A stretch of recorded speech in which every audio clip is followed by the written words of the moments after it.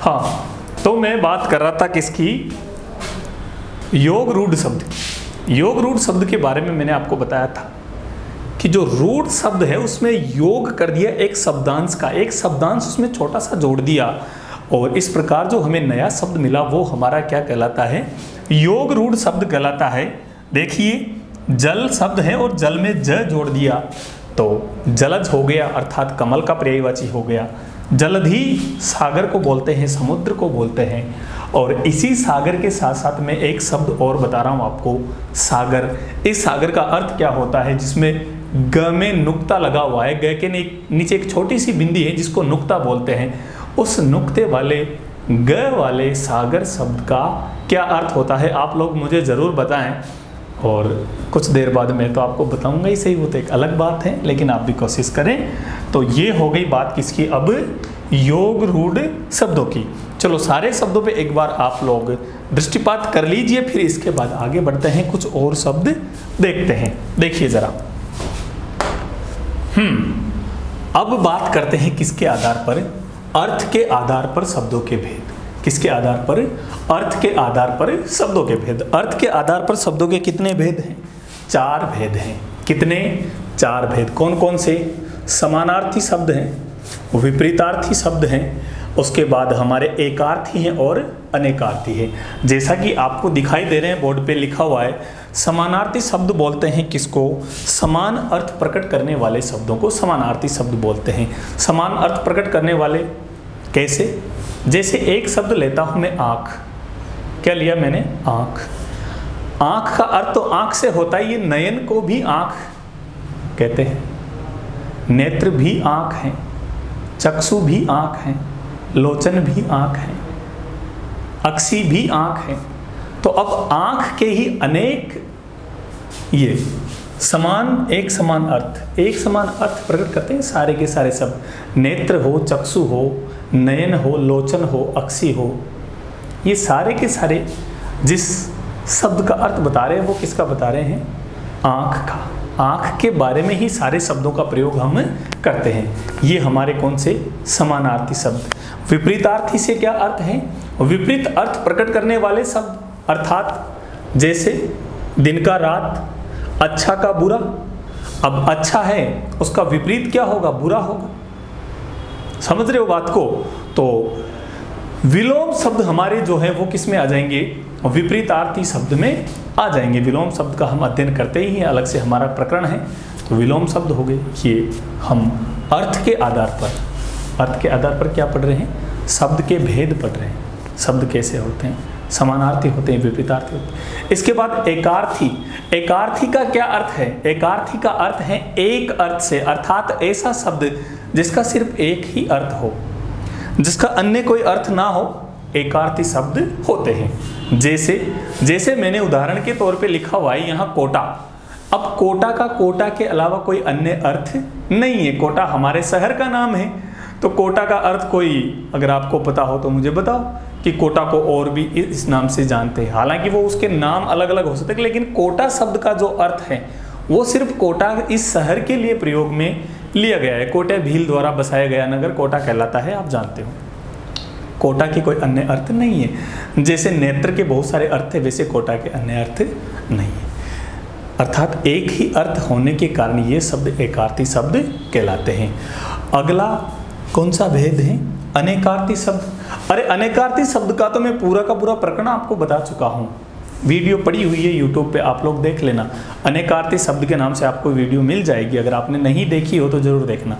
उसमें मैंने बहुत सारे शब्दों के अनेकार्थी शब्द बताए हैं, आपको पता होगा। अंक का भी मैंने आपको बताया था कि अंक का मतलब गोद होता है, अंक का मतलब संख्या होती है, अंक का मतलब दाग होता है, अंक का मतलब चिन्हित करना होता है, ठीक है। और कनक का तो आपको पता ही, कनक कनकते 100 गुनी मादकता अधिक आए, या खाए बोराए जग या पाए बोराए। अर्थात धतूरा और सोना तो होता ही, इसी के साथ साथ होता है गेहूं। हाँ, जिस गेहूं का हम आटा खाते हैं, गेहूं। और किसको बोलते हैं, कनक। पलास को भी कनक बोलते हैं। आप एक बार अनेकार्थी शब्द वाला वीडियो जरूर देखना, उसमें आपको बहुत सारे शब्द मिलेंगे जिनके मैंने अनेकार्थी बताए हैं। चलो आगे आगे बढ़ें उससे पहले आप इन चारों तथ्यों पर आपकी नज़र दौड़ा लो एक बार। क्या क्या कहा मैंने कि अर्थ के आधार पर शब्द के कितने भेद होते हैं? 4 भेद होते हैं। कौन कौन से? समानार्थी शब्द, विपरीतार्थी शब्द, एकार्थी और अनेकार्थी। समानार्थी पर्यायवाची शब्दों को बोलते हैं, विपरीतार्थी बोलते हैं विलोम शब्दों को, एकार्थी बोलते हैं जिनके एक ही अर्थ हो, और अनेकार्थी बोलते हैं जिस एक ही शब्द के अनेक अर्थ हो। ये हो गई बात। तीनों के चारों शब्दों में दीर्घ संधि हो रही है। अनेक धन अर्थी, एक धन अर्थी, विपरीत धन अर्थी, समान धन अर्थी। अर्थी अर्थी इतनी बार आया तो एक बार मैं थोड़ी सी चर्चा कर लेता हूँ शब्द की। किसकी? अर्थी। एक तो अर्थी ये होती है, इस अर्थी का मतलब होता है चाहने वाला, चाहने वाला, एक तो इसका अर्थ होता है। एक इसी अर्थी का मतलब होता है अर्थ प्रकट करने वाला, अर्थ प्रकट करने वाला। क्या क्या बताया मैंने? अर्थी के 2 अर्थ बता रहा हूं यहां, खुद अर्थी के। इस अर्थी का एक तो अर्थ होता है चाहने वाला या इच्छुक। अब चाहने वाला क्या हो जाएगा? इच्छुक हो जाएगा, अर्थात इच्छा रखने वाला। और इस अर्थी के अलावा एक और शब्द होता है, और वो होता है हमारा ये अर्थी। वो अर्थी जो 4 आदमी कंधों पर लेके जाते हैं, मृत्यु होने के बाद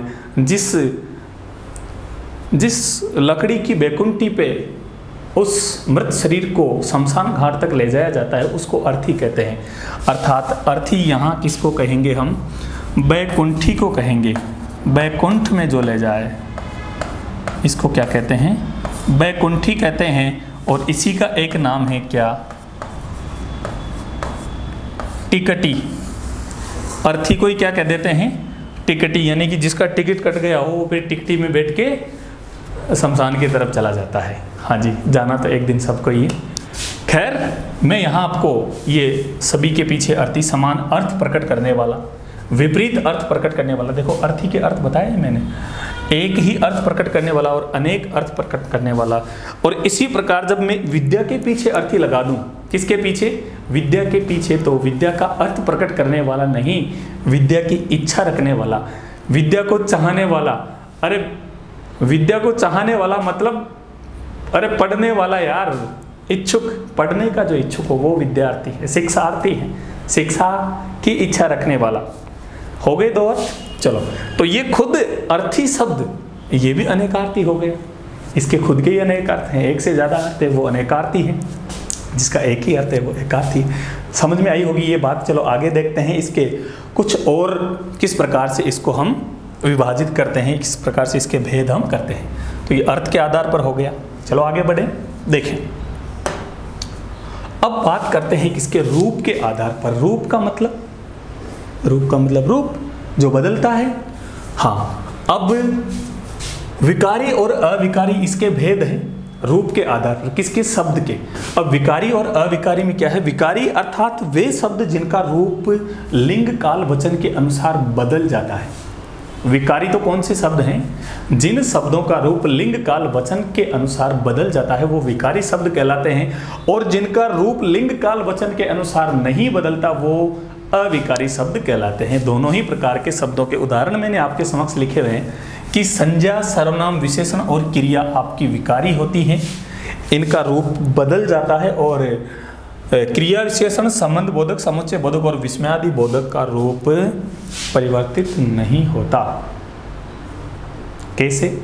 जरा देखो, संज्ञा का रूप कैसे बदलता है, सुन लीजिए ध्यान से। मानो मैंने कहा कि लड़का अध्ययन कर रहा है।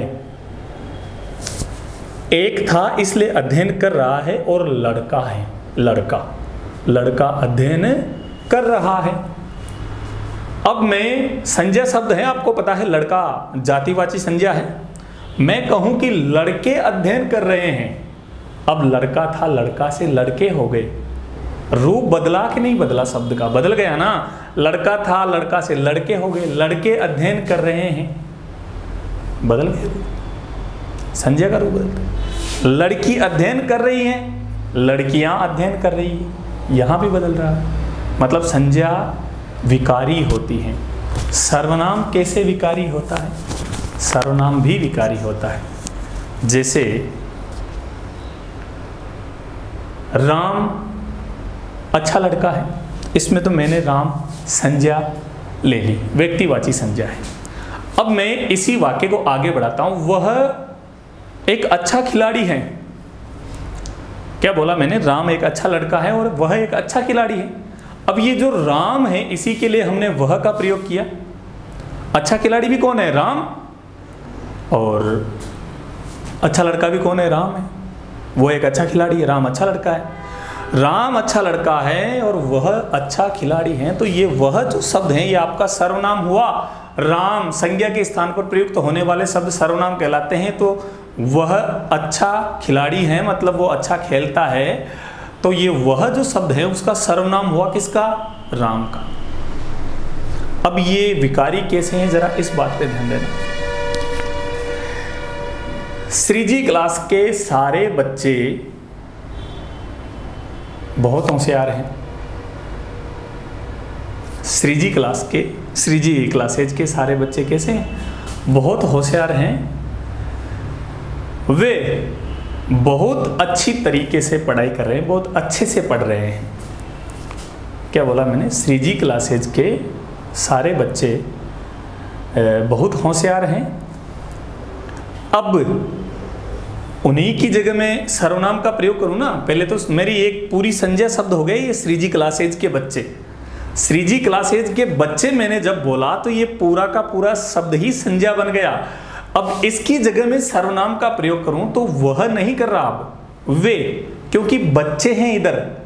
इधर संज्ञा का बहुवचन हुआ तो सर्वनाम का भी बहुवचन हो गया, अर्थात रूप बदल रहा है।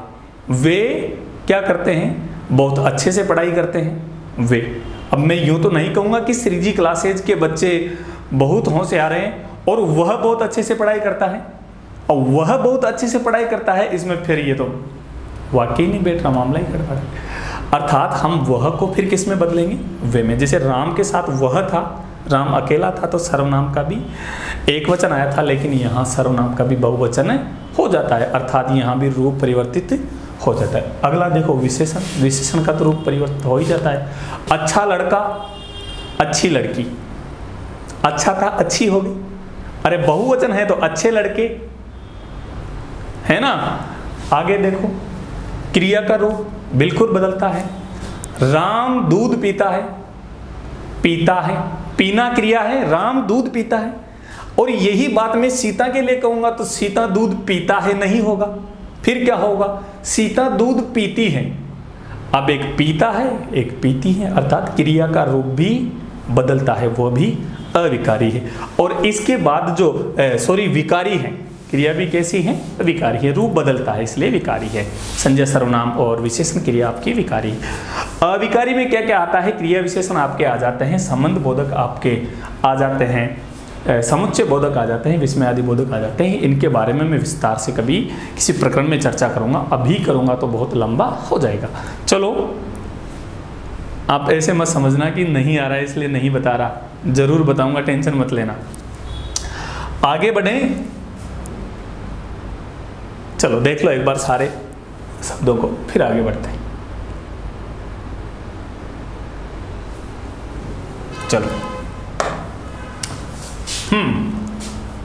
प्रयोग के आधार पर भेद शब्दों के, किसके आधार पर? प्रयोग के आधार पर। अब प्रयोग के आधार पर हमने दो भेदों में विभक्त किया है शब्दों को। एक तो हमारे सामान्य शब्द, अब सामान्य शब्द में सारे शब्द आ जाएंगे जिनका प्रयोग हम सामान्य बोलचाल में करते हैं, लेखन में करते हैं, सारी बातों में सभी शब्द आ जाएंगे लगभग। और दूसरा जो हमने इसका प्रकार लिया है वो लिया है तकनीकी या पारिभाषिक शब्द, अर्थात ये कुछ विशेष शब्द होते हैं। और आपको जानकर बिल्कुल भी आश्चर्य नहीं होना चाहिए। क्यों?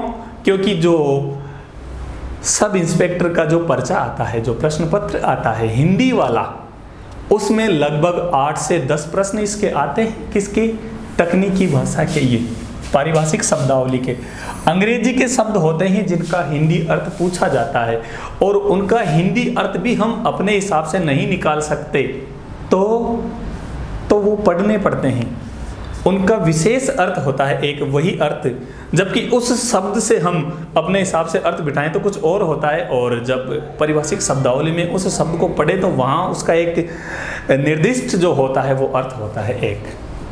तो आप पारिभाषिक शब्दावली प्रकरण जब पढ़ेंगे तो वो सारे शब्दों की चर्चा मैं वहाँ करूँगा। तो एक तो सामान्य शब्द हो गए, एक हो गए हमारे तकनीकी शब्द। इस प्रकार से ये शब्दों का वर्गीकरण हमारा समाप्त हुआ। अब हम लौटते हैं शुरुआत से, किस पे?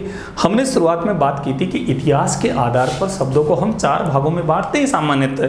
तो पहला हमने कहा था कि तत्सम तद्भव होते हैं, देशज विदेशज होते हैं। चलो आगे बढ़ते हैं, उससे पहले आप लोग इनको देख लीजिए, फिर आगे चलते ही हैं। चलो अब आ जाते हैं इतिहास के आधार पर तत्सम शब्द। तत्सम शब्द क्या होते हैं? हालांकि मौखिक रूप से मैं आपको पहले बता चुका हूं, फिर भी लिखित रूप से आपके समक्ष उत्कीर्ण है सारी बातें। क्या क्या? कि तत्सम शब्द संस्कृत के शब्द जो हिंदी में अपने मूल रूप में ही प्रयुक्त होते हैं, संस्कृत के थे वैसे के वैसे ही उठा के हिंदी में ले लिए, और हिंदी में उनका हम उसी प्रकार प्रयोग करते हैं जिस प्रकार से वो संस्कृत में थे। यानी कि उनके रूप के साथ हमने कोई छेड़छाड़ नहीं की, उनमें कोई परिवर्तन नहीं किया। वे शब्द हमारे तत्सम शब्द होते हैं जिनका निर्माण संधि के नियमानुसार होता है। बिल्कुल तत्सम शब्दों का निर्माण बिल्कुल व्याकरण की दृष्टि से एकदम शुद्ध शब्द होते हैं, और उनका निर्माण संधि के नियमानुसार होगा पक्का। वो शब्द हमारे कौन से हो जाएंगे? तत्सम शब्द। तीसरी महत्वपूर्ण बात क्या है याद रखने योग्य, वो ये है कि जिन शब्दों में सामान्यतः ऐसे शब्दांश, ऐसे वर्ण हमें दिखाई दे, ये ध्वनियाँ जहाँ दिखाई दे, सामान्यतः वो शब्द भी हमारे क्या होते हैं? तत्सम शब्द होते हैं।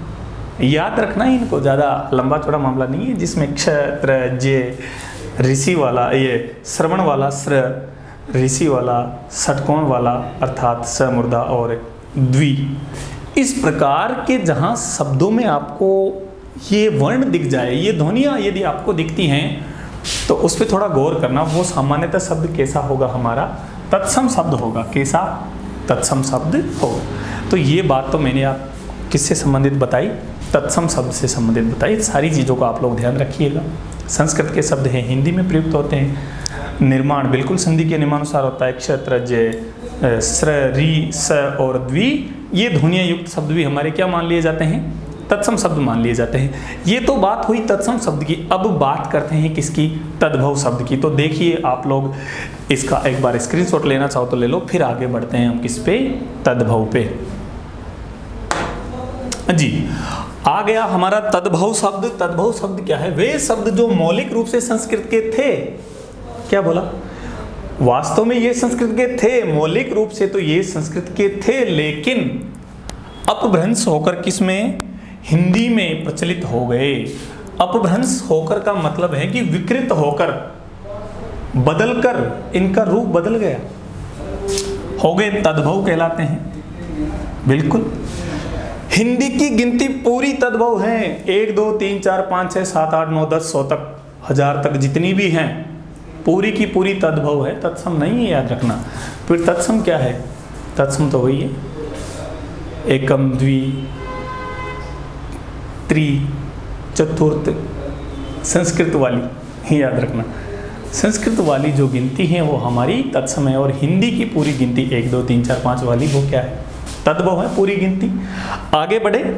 चंद्र बिंदु युक्त शब्द तद्भव होते हैं। बिल्कुल चंद्र बिंदु, ये जिन शब्दों पे ये चिन्ह आपको दिखाई दे वो शब्द आप कौन से मानोगे? तद्भव। चंद्र बिंदु जहां शब्दों पर लगा हुआ हो उस शब्द को आप तद्भव मानना, याद रखना। जैसे चांदनी में आता है, जैसे चांद में आता है, जैसे आंख में आता है, जैसे आंसू में आता है चंद्र बिंदु, तो वहां सारे शब्द कैसे होंगे? वो तद्भव शब्द होंगे, अर्थात उनका रूप बदला हुआ है, उनका रूप बिगड़ा हुआ है। ठीक है, चलो 3 बातें हो गई। एक तो संस्कृत के थे और इनका रूप बदलकर हिंदी में आ गए, हिंदी की पूरी गिनती तद्भव है, और चंद्र बिंदु युक्त शब्द भी हमारे तद्भव है। और चौथी बात मैं आपको बोल ही देता हूँ, क्या? वो ये है कि जो अशुद्ध वर्तनी के शब्द हैं वो भी तद्भव माने जाते हैं। अशुद्ध वर्तनी के शब्द भी कैसे माने जाते हैं? तद्भव माने जाते हैं। तो ये तत्सम तद्भव आपके हो गए। अब हम क्रम से ही अध्ययन कर लेते हैं किसका, शब्दों का। ये तो थी इनसे संबंधित भेद और उनसे संबंधित थोड़ी थोड़ी चर्चा है। अब अध्ययन हम कैसे करेंगे, हर एक शब्द का ये अध्ययन कर लेते हैं कि ये तत्सम है और ये तद्भव है। और याद तो आपको करने ही है, उसका तो कोई और जुगाड़ है ही नहीं। जुगाड़ उसका यही है कि बार बार पढ़ो, पढ़ने से बार बार आपको याद हो जाएगा। तो आगे बढ़े, शब्दों पे ही चर्चा कर लेते हैं। अब उससे पहले आप लोग चाहो तो इसका स्क्रीनशॉट ले लो, फिर आगे बढ़ते हैं। चलो देखो, आगे आपके तद्भव शब्द, मैंने क्या किया है, तद्भव शब्दों को आपके समक्ष उत्कीर्ण कर दिया है, लिख दिया है बोर्ड पर पहले से, हालांकि अभी अभी लिखा है। और अब मैं इनके सामने प्रत्येक तद्भव शब्द के सामने लिखूंगा उसका तत्सम रूप। तो दोनों की दोनों चीजें जो हैं आपकी एक साथ चलेगी। क्या क्या, तत्सम शब्द और तद्भव शब्द, यानी कि इस शब्द का तत्सम रूप क्या है और तद्भव रूप क्या है।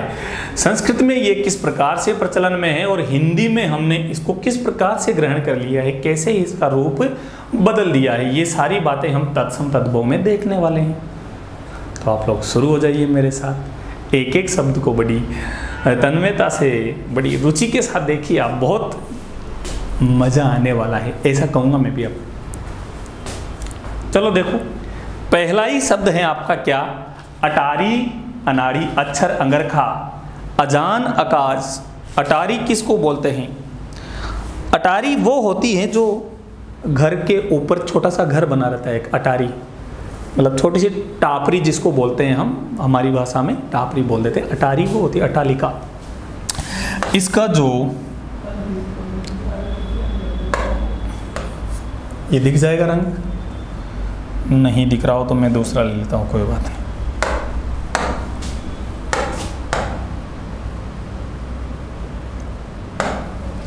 चलो, अटारी का जो तत्सम रूप है वो होगा क्या,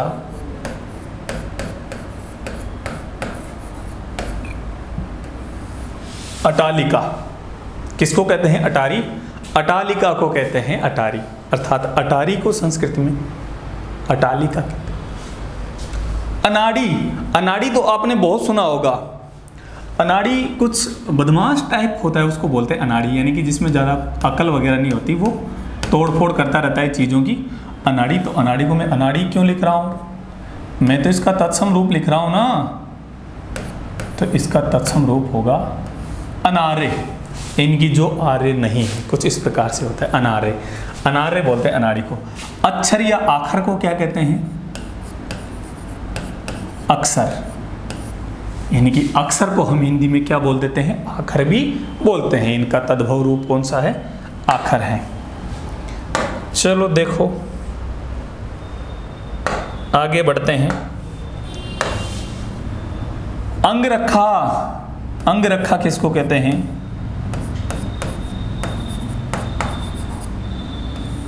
अंगरक्षक। वैसे तो अंगरक्षक बॉडीगार्ड को भी बोलते हैं, लेकिन अंग की रक्षा करने वाला वस्त्र जो होता है एक अंगरखा, आपको पता है राजस्थानी भाषा में अंगरखा एक वस्त्र होता है पहनने का। अंगरखी, अंगरखा, यानी कि अंगों की रक्षा करने के लिए जो वस्त्र पहनते हैं वो अंगरखा कहलाता है, उसको अंगरक्षक कहते हैं। रंग का थोड़ा ये नहीं बैठ रहा है सिस्टम, तो मैं और बदल लेता हूँ और दूसरा ले लेता हूँ। चलो, अंगरखा के बाद है अजान, और अजान का जो होगा वो हो गया अज्ञान। क्या हो जाएगा इसका तत्सम रूप? सारे शब्दों को बहुत जो कह रहा हूँ मैं कि एकदम तन्मयता के साथ, बहुत गहराई से समझते हुए चलना। प्रत्येक शब्द बहुत महत्वपूर्ण है।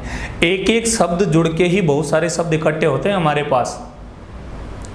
कभी भी नॉलेज एकदम से बरसती नहीं है, एक एक बूंद से ही घड़ा भरता है, आपको पता है। तो एक एक शब्द बहुत महत्वपूर्ण है, एक एक शब्द पे आप गिद्ध दृष्टि रखिए अपनी। अजान का क्या हो जाएगा? अज्ञान हो जाएगा। किसका? अजान का। अगला शब्द क्या है? अकाज। अकाज का होगा आपका अकारे।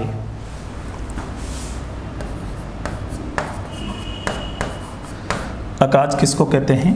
अकारे को। अगम को क्या कहेंगे? अगमम। अगम को क्या कहेंगे? अमोल क्या होता है? अमूल्य।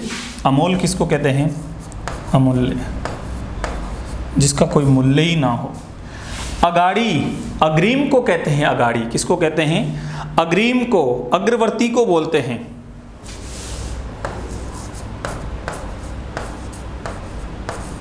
अग्रवर्ती, अग्रवर्ती। अगाड़ी किसको कहते हैं? अग्रवर्ती को कहते हैं। तो ये तो थे आपके तद्भव शब्द और ये थे इनके तत्सम शब्द। तो आप लोग इनको तो एक बार देख ही लो, फिर आगे जो तद्भव और तत्सम शब्द हैं उनके बारे में मैं आपको बताता हूँ।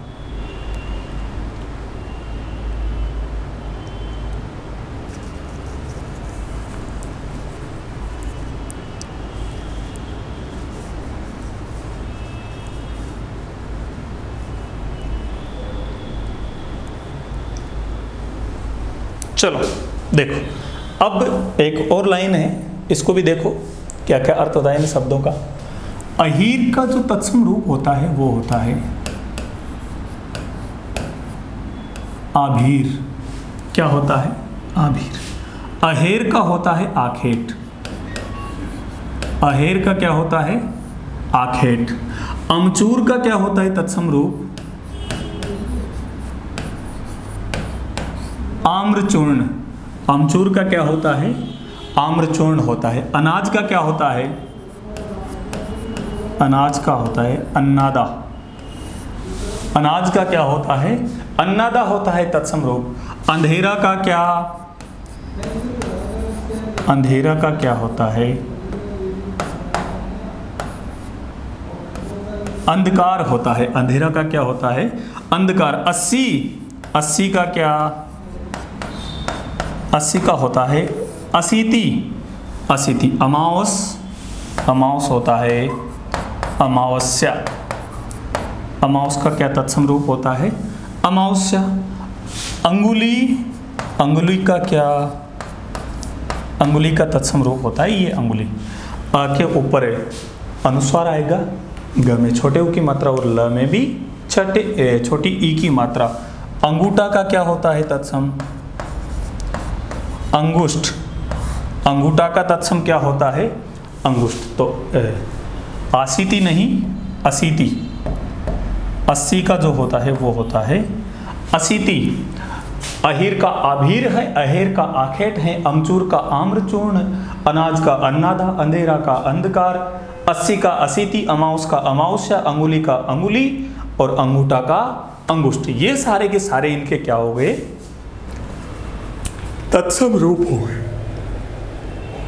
सारे शब्दों पे एक बार आप लोग नजर दौड़ा लीजिए।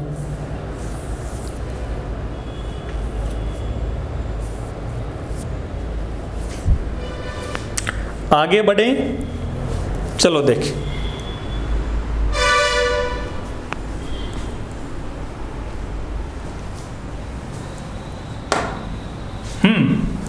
अठारह आशीष आंत अदरक, अखाड़ा 98 अखरोट, अपना अनजान अलग, अर्पण अलख अनत अंजुरी आंख आग आम आंख और आधा।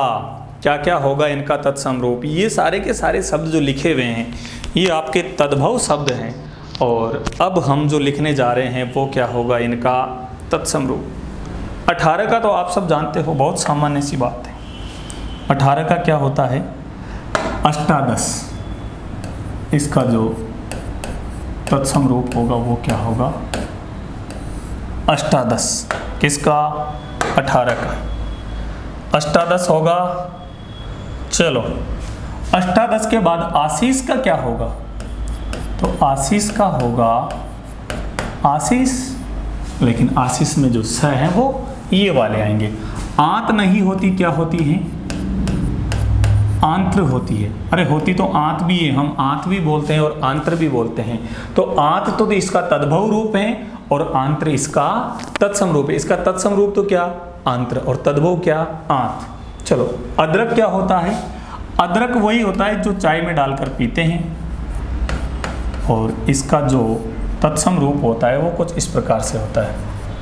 आर्द्रक क्या होता है? इसका तत्सम रूप आर्द्रक होता है। अखाड़ा, अखाड़ा किसको कहते हैं?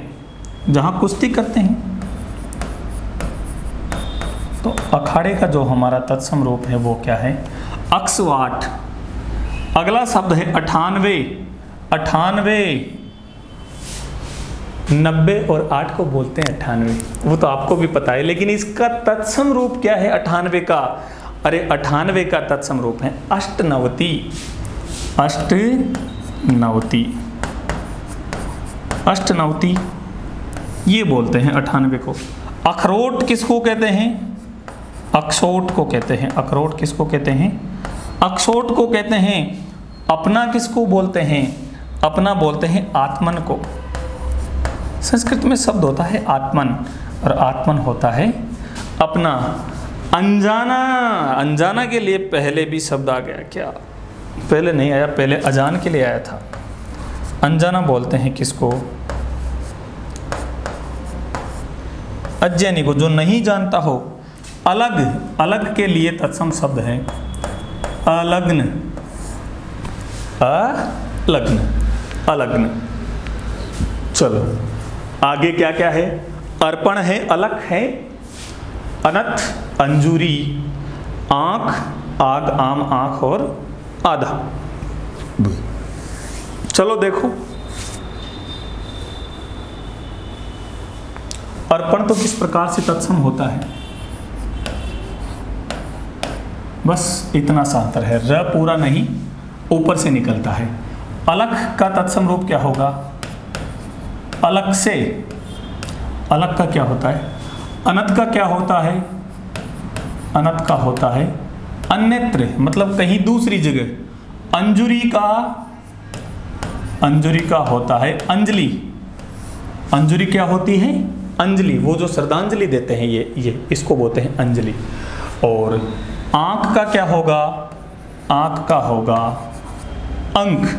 आंख किसको बोलते हैं? अंक को कहते हैं। और आपने सुना भी होगा, हमारी स्थानीय भाषा में भी इस शब्द का प्रयोग करते हैं आँख का, कि आँख लिख दिए, जो विधाता ने जो आँख लिख दिए वो तो मिटते ही नहीं है। ऐसे कुछ शब्द बुजुर्ग लोग जब बातें करते हैं तो बोलते रहते हैं। आँख हो गया। आँख के अलावा अगला शब्द है आग, और आग का तो आप जानते हो क्या होता है तत्सम रूप? अग्नि को कहते हैं आग। किसको कहते हैं? अग्नि को आग कहते हैं, अग्नि ही आग है। अगला शब्द है आम, तो आम तो आप जानते हो, आम का तो क्या होता है? आम्र। और आँख का क्या होता है? अक्सी होता है, अक्सी। आँख किसको कहते हैं? अक्सी को कहते हैं। और आँख के बाद अगला शब्द क्या है आपका? बोलो भाई। आधा। अरे आधा, आधा, आधा, आधा तो आप जानते ही हो यार, कौन नहीं जानता। आधा खिला फूल, अर्ध खिला फूल। आधा का तत्सम रूप क्या हो जाएगा? अर्ध हो जाएगा। और इस प्रकार सारे शब्दों के तत्सम और तद्भव रूप आप देख चुके हो। जितने भी शब्द बोर्ड पर लिखे हुए हैं उनके तो कम से कम देख ही चुके हो। तो सारे शब्दों पे एक बार आप लोग दृष्टिपात कर लीजिए। उसके पश्चात हम बढ़ते हैं आगे कुछ और शब्दों के साथ और देखते हैं नए नए शब्द। तो देख लिए, देख लो।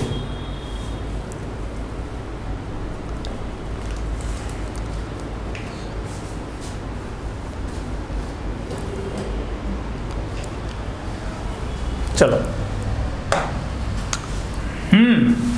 आसरा, आलस, आखा। और आज, आसोज, आठ, आंसू, आयसु, आंवला, अफीम, अवध, आख, अलसी, अमरूद, अडाई, अपाहिज, अच्छत, अचूक, ईख, ईट।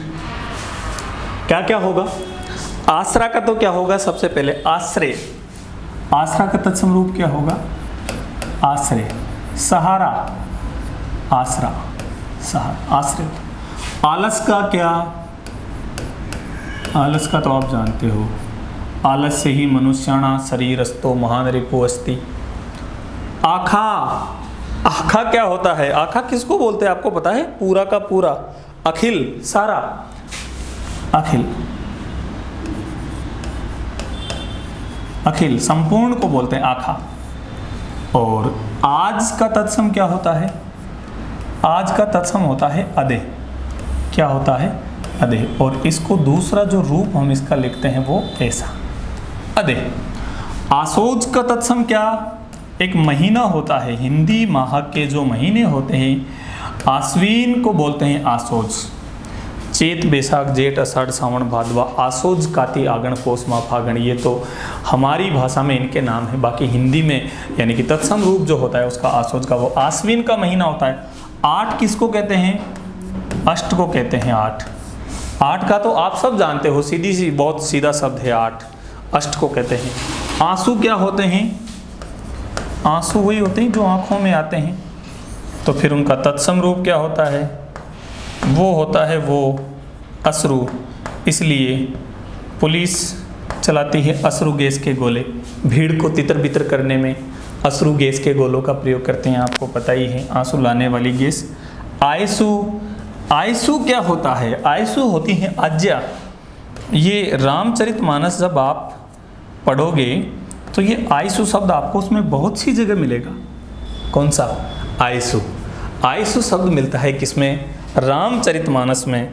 और आयसु का अर्थ, आयसु पाए राम तब चले हूँ, ऐसा भगवान राम पिताजी से आज्ञा पाकर चलते हैं वहाँ से। तो आंवला अगला शब्द है कौन सा, आंवला। आंवला का जो तत्सम रूप है वो है आमलक। क्या होता है, आमलक। अफीम का क्या है, अफीम का है अहीफेन, अहीफेन। अफीम को क्या कहते हैं, अहीफेन कहते हैं अफीम को।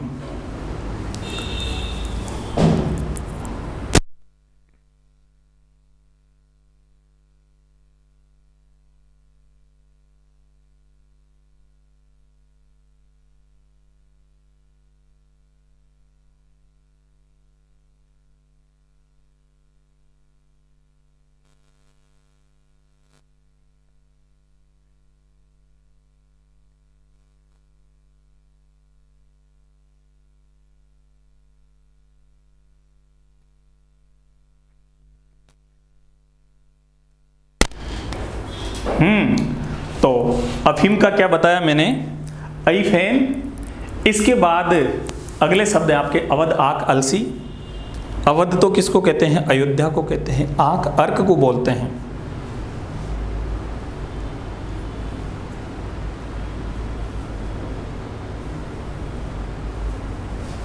अवध क्या होता है, अयोध्या। अवध किसको कहते हैं, एक प्रदेश है, एक क्षेत्र विशेष का नाम है। अभी वर्तमान में उत्तर प्रदेश में पड़ता है अवध। तो अवध किसको कहते हैं, उसको कहते हैं किसको, अयोध्या को। आक किसको कहते हैं, अर्क को। आक किसको कहते हैं, अर्क को। अलसी क्या है, तो अलसी है अत्सी। अलसी का जो तत्सम रूप है वो है अत्सी। चलो, अमरूद का क्या है, अमरूद का, अमरूद का क्या है, अमरूद,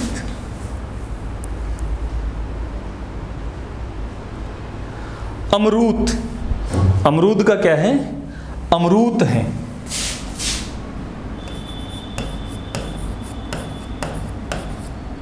अमरूद। और अढ़ाई का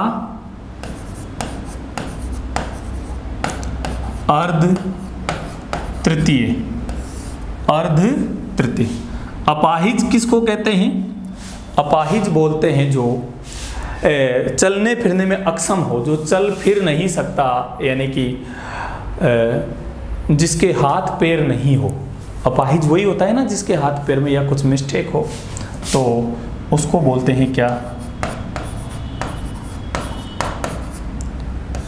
अपादहस्त।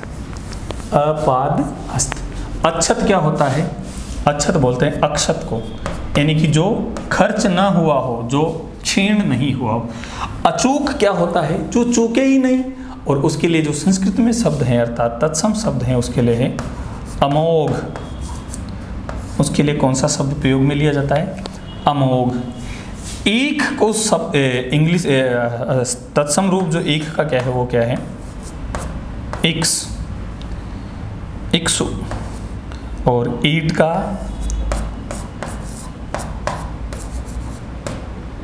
इष्टिका। ईंट को तो क्या कहते हैं, इष्टिका कहते हैं, और ईख को क्या कहते हैं, इक्सु कहते हैं। समझ चाहता हूँ, इक्सु में छोटी ई की छोटी ई आती है, ना कि बड़ी ई। इक्सु, ईख इक्सु है, और ईंट इष्टिका है, वो जो ईंटों से हम घर बनाते हैं वही ईंट है। तो देख लीजिए सारे शब्द आप लोग एक बार फिर, और फिर आगे बढ़ते हैं कुछ और नए नए शब्दों के साथ।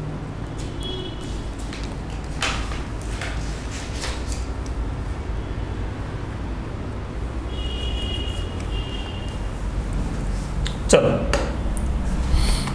इमली, इलायची, इतवार, इकट्ठा, इकलौता, ऊसर, ऊंट, उत्सव, उकेरना, उत्साह, उजला, उलाहना, उकटन, उल्लू, उखल, ऋणी, ओखली, ओझा और होठ। देखते हैं क्या क्या अर्थ हैं इनके। सबसे पहले तो मैं इमली का आपको अर्थ बताता हूँ। इमली को संस्कृत में अर्थात तद्भव, इसका जो तत्सम रूप है वो है क्या है, अम्लिका। अम्लिका, इमली का तत्सम रूप क्या है, अम्लिका। इलायची का क्या है, एला। इलायची का क्या है, एला। इतवार को क्या कहते हैं, आदित्यवार।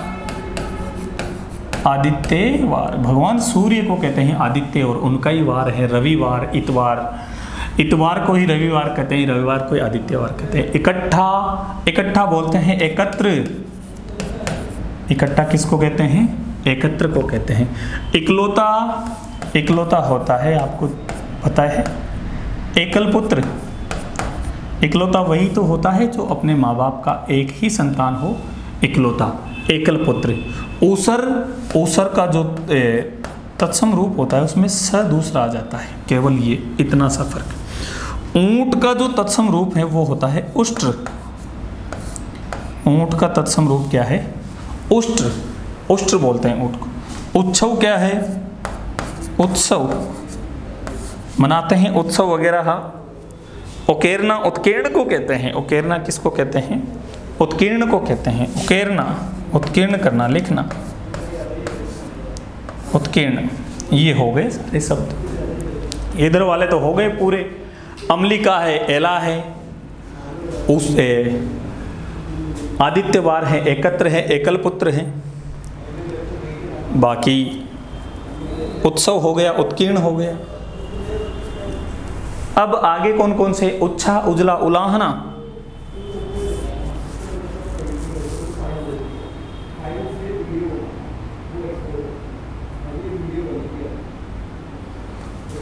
उत्साह, चलो, उत्साह, उजला, उलाहना, उकटन, उल्लू, उखल, ऋणी।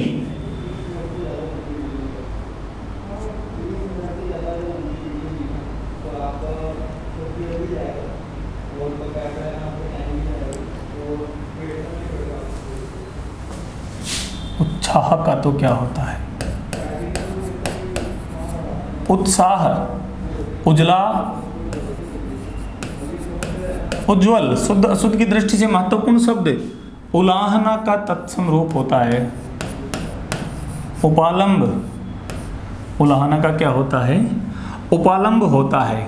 और उकटन क्या होता है, उकटन क्या होता है, पता नहीं क्या होता है यार उकटन।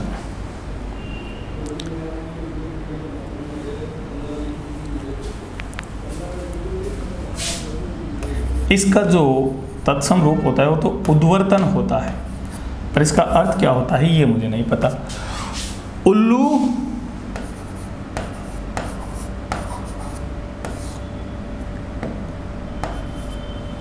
उलुक। उल्लू क्या होता है, उलुक।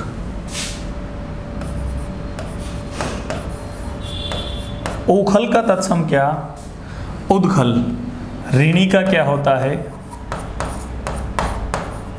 ऋणिन। ऋणी का क्या होता है, ऋणिन। चलो, ओझा होता है उपाध्याय।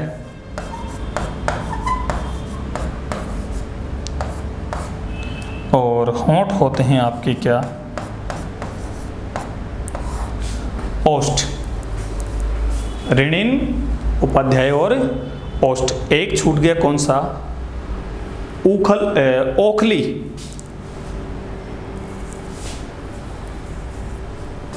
ओखली का आपका जो होगा वो होगा क्या, उलूखल।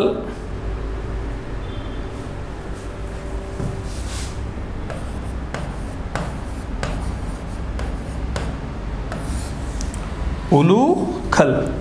ओखली का क्या होगा, उलूखल। ल में बड़े ऊ की मात्रा। देखो बड़े अटपटे से शब्द हैं, अटकाने वाले शब्द हैं, सीधी सी बात बोल रहा हूं। हाँ तो सावधान रहिए। खैर सारे शब्द महत्वपूर्ण हैं, मैं ये तो हमेशा ही बोलता हूं, लेकिन उलूक, ये उलूक में भी बड़े ऊ की मात्रा आएगी यार। उलूक, उल्लू जो रात में बोलता है, बैठा रहता है, देखता है। क्या क्या है, अम्लिका, एला, आदित्यवार, एकत्र, एकल, पुत्र, ऊसर, उष्ट्र, उत्सव, उत्कीर्ण, उत्साह, उज्ज्वल, उपालंब, उद्वर्तन, उलूक, उदकल, ऋणिन, उलूखल, उपाध्याय, ओष्ठ। उम्मीद करता हूं कि ये जो शब्द मेरे पीछे लिखे हुए हैं, इनमें कुछ शब्द तो आपके लिए नए जरूर होंगे, और नए हैं मतलब काम के हैं। बाकी मैं तो बात पूरी काम की ही करता हूं। सिर्फ ध्यान आपको इतना रखना है कि चूकना नहीं। सारे शब्दों को आप लोग बड़े अच्छे तरीके से करते जाएं, याद करते जाएं, लिखते जाएं आप लोग। बाकी तो आपको फ़ायदा होगा, नुकसान तो नहीं होगा। जानकारियाँ जितनी भी जुड़ती हैं कभी नुकसान नहीं देती, कहीं ना कहीं उसका फ़ायदा ज़रूर मिलता है। खैर इसी आशा के साथ अब फिर मैं इन्हीं शब्दों को आगे निरंतर बनाए रखूँगा जब तक कि ये समाप्त नहीं हो जाते। और कुछ शब्द हैं तत्सम तद्भव से संबंधित, फिर उसके बाद हमारे देशज विदेशज, अंग्रेजी भाषा से लिए गए, पारसी भाषा से लिए गए, अरबी से लिए गए, चीनी भाषा से कौन से शब्द आए, हमारे जापानी से कौन कौन से शब्द हमने ग्रहण किए, पुर्तगाली से कौन से आए, ये सारे के सारे शब्दों पे चर्चा आगे आने वाले व्याख्यान में मैं करने वाला हूँ। तो उससे पहले मैं यही कहूँगा कि इन सारे शब्दों पे आप लोग अपनी जो नज़र है उसको बनाए रखें, पकड़ रखें, और एक एक शब्द को आप करते जाएं, देखते जाएं। इसी आशा के साथ आप लोगों से लेता हूं इजाज़त, फिर मिलता हूं अगले व्याख्यान में। तब तक के लिए धन्यवाद, नमस्कार।